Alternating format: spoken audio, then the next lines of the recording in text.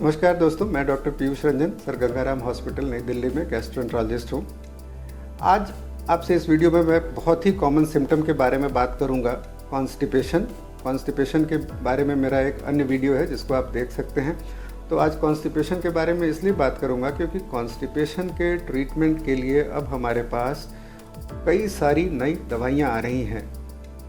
Constipation को अगर हम रिकैपिचुलेट करें, कॉन्स्टिपेशन का मतलब होता है कि लैट्रिन क्लियर ना होना। इसकी अलग अलग परिभाषाएं होती हैं। वेस्टर्न वर्ल्ड में अगर 3 बार हफ्ते में से कम हम स्टूल पास करते हैं तो इसको कॉन्स्टिपेशन कहते हैं, पर इसका एक जो स्टैंडर्डाइज्ड डेफिनेशन होता है वो रोम 4 क्राइटेरिया के हिसाब से होता है। कॉन्स्टिपेशन एक डिजीज़ नहीं है, कॉन्स्टिपेशन किसी और चीज़ का सिम्टम है। तो कॉन्स्टिपेशन सेकेंडरी हो सकता है, यानी कि अगर आंतों में किसी तरह की रुकावट हो, थायराइड की बीमारी हो, तो इसको हम सेकेंडरी कॉन्स्टिपेशन कहते हैं, जो कि सिम्टम्स और इन्वेस्टिगेशंस के बेसिस पर डिसाइड होता है। प्राइमरी कॉन्स्टिपेशन होती है जबकि कोई और प्रॉब्लम ना हो और आंतों की मूवमेंट गड़बड़ हो तो कॉन्स्टिपेशन हो रहा हो, इसको प्राइमरी कॉन्स्टिपेशन कहते हैं। और एक ग्रुप इवैक्यूएशन डिसऑर्डर्स होता है जिसमें पेल्विक फ्लोर डिसफंक्शन के कारण, यानी कि मल द्वार जहाँ हमारे पेल्विक मसल्स के थ्रू गुजरता है, होकर के पास करता है, उसमें प्रॉब्लम से अगर कॉन्स्टिपेशन हो तो फिर उसका इलाज प्रायः दवाइयों से ना होकर के बायोफीडबैक या कोई सर्जिकल ट्रीटमेंट इसकी ज़रूरत पड़ती है। तो जो फंक्शनल कॉन्स्टिपेशन और आईबीएस एक दूसरा ग्रुप है। आईबीएस के बारे में भी मेरा एक वीडियो है। आईबीएस और कॉन्स्टिपेशन कई बार ओवरलैपिंग चीज़ें होती हैं, पर आईबीएस में मेन सिम्टम पेन होता है। तो आईबीएस और फंक्शनल कॉन्स्टिपेशन का जो डिफरेंशिएटिंग फीचर होता है वो पेन होता है, यानी कि अगर पेन हो रहा हो और लैट्रिन पास करने से आराम हो तो वो आईबीएस है। तो ये सारा बैकग्राउंड मैं आपको इसलिए बता रहा हूँ कि चूंकि कॉन्स्टिपेशन इतना कॉमन है और कॉन्स्टिपेशन का ट्रीटमेंट जनरली कोई एक गोली दे करके हमेशा के लिए तो हो नहीं सकता है। तो ट्रीटमेंट की जब हम शुरुआत होती है तो सबसे पहली चीज़ अपनी दिनचर्या में सुधार, फ्लूइड इनटेक को बढ़ाना, फाइबर इनटेक, स्लीप, एक्सरसाइज, ये सारी चीज़ें बहुत ही ज़्यादा इंपॉर्टेंट होती हैं। फर्स्ट लाइन ट्रीटमेंट फाइबर का सप्लीमेंट होता है। फाइबर में सबसे कॉमन चीज़ इसबगोल, जो हमारे हर जगह मिलती है, डिपार्टमेंटल स्टोर्स में मिल जाएगी, आपको डॉक्टर के प्रिस्क्रिप्शन की ज़रूरत नहीं है, वो पहली चीज़ होती है फाइबर के तौर पे।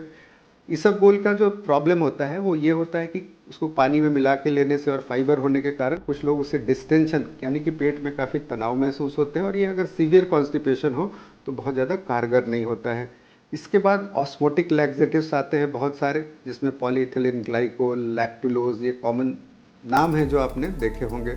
फिर कुछ स्टिमुलेंट लैक्सेटिव्स आते हैं जो कि इंटेस्टाइन की मसल्स को चलाते हैं।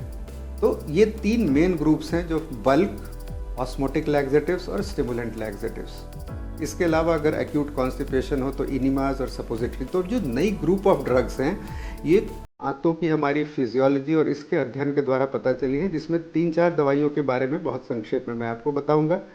एक दवा है प्रोकैलोप्राइड, जो कि इंटेस्टिनल कोलोनिक मसल्स पे काम करती है। ये 5-HT4 रिसेप्टर्स होते हैं जो कि इंटेस्टाइन के मूवमेंट को बढ़ाते हैं। बहुत ही कारगर दवा है, ये काफ़ी दिनों से उपलब्ध है। ल्यूबिप्रोस्टोन एक दवा है जो कि क्लोराइड चैनल एक्टिवेटर होता है। ये दवा भी कुछ दिनों से उपलब्ध है। ये इंटेस्टाइन में पानी का सिक्रेशन, फ्लूइड का सिक्रेशन बढ़ाती है और कॉन्स्टिपेशन को रिलीव करती है। इसके अलावा 2 और बिल्कुल नई दवाइयाँ जो इंडिया में अवेलेबल हैं अब, काफ़ी सारी दूसरी दवाइयाँ जो रिसर्च के लेवल पर है उसके बारे में मैं नहीं बात करूँगा। एक दवा होती है प्लेकेनाटाइड। प्लेकेनाटाइड एक कैल्शियम गुआनेट साइक्लेज इनिबिटर होता है, जो कि अगेन पानी का सेक्रेशन बढ़ाता है और जिसके कारण कॉन्स्टिपेशन में आराम मिलता है। और एक बिल्कुल नई दवा जो करीब महीने भर से अभी उपलब्ध है, इसको कहते हैं आइलोबिक्सीबैट। ये स्मॉल इंटेस्टाइन में जो बाइल एसिड रिसेप्टर होते हैं उन पे काम करता है। ये बाइल एसिड का सिक्रेशन शरीर में रोकता है, जिससे कि ये बाइल एसिड लार्ज इंटेस्टाइन में पहुंचते हैं और ये बाइल एसिड आंतों की मूवमेंट को भी बढ़ाते हैं और फ्लूइड सेक्रेशन को भी बढ़ाते हैं। तो आइलोबिक्सीबैट एक डुअल मैकेनिज्म से काम करता है। वो ऑस्मोटिक लैक्सेटिव की तरह भी काम करता है और स्टिमुलेंट की तरह।